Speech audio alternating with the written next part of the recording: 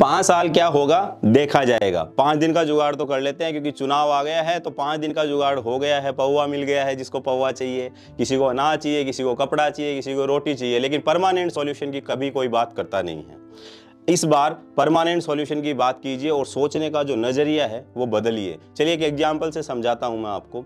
For example, एक वारदात हो गई आपके मोहल्ले में।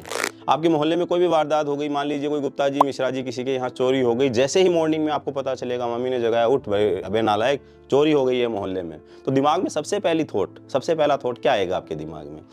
कई सारे सवाल आपके दिमाग में आएंगे। 2 मिनट लीजिए और बैठ के सोचिए, इस वीडियो को पॉज कीजिए। उसके बाद अब मैं आपको बताता हूं कि जो थॉट के बेसिस के ऊपर जो कैटेगराइज हम कर सकते हैं लोगों को, कि सोच का जो लेवल है उसको हम कैसे आइडेंटिफाई करें कि आपकी सोच का लेवल ये है या फिर ये है।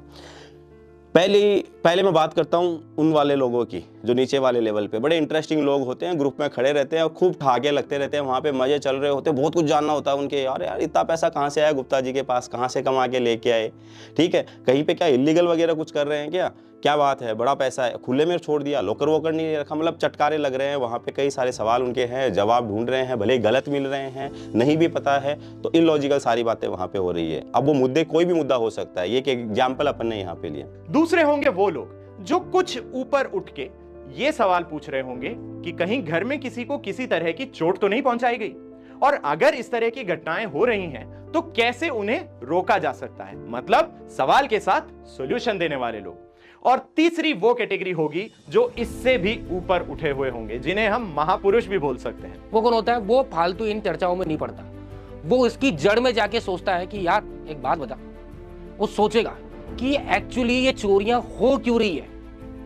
आपने सॉल्यूशन ढूंढ लिया कि कैसे रोका जाए, पर वो सोच रहा है अगर इसकी मैं जड़ को ही पता लगा लूं तो हमेशा के लिए रुक सकता है। मतलब वो सोचेगा कि कहीं ना कहीं हमारी एजुकेशन सिस्टम में डिफॉल्ट है, या फिर बेरोजगार है, इकोनॉमिक डेवलपमेंट नहीं है। तो बात इतनी सी है, और बात बड़ी सिंपल सी है, कि अगर हम किसी लीडर को चूज करते हैं, ठीक है, जो हम लीडरशिप क्वालिटी को लेकर भी बात करते हैं, तो वो लीडर चूज करना चाहिए जो एजुकेशन की बात करे, जो आपकी हेल्थ को लेकर बात करे, जो आपके इकोनॉमिक डेवलपमेंट को लेकर बात करे। और जब हमारी सोसाइटी में कुछ 1% लोग भी ऐसे हो जाएंगे, जो कि विवेकानंद जी भी कहते हैं, उनकी किताब है कर्मयोग, उसमें लिखा है कि अगर 1% लोग भी अगर ऐसे हमारी सोसाइटी के अंदर हो जाए तो वाह क्या मजे की बात हो जाए, उस देश का भविष्य बहुत ही उज्जवल होगा।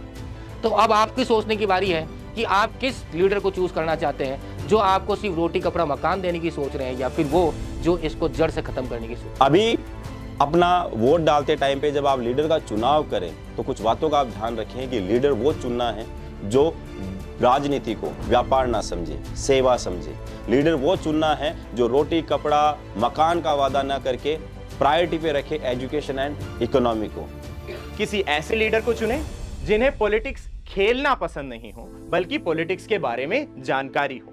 और जैसा कि डेमोक्रेसी के बारे में हमेशा कहा जाता है, it is for the people, by the people, of the people. तो अब आपकी सोचने की बारी है कि आप किस लीडर को चूज करना चाहते हैं, जो आपको सिर्फ रोटी कपड़ा मकान देने की सोच रहे हैं, या फिर वो जो इसको जड़ से खत्म करने की सोच रहे हैं। अब आपकी बारी।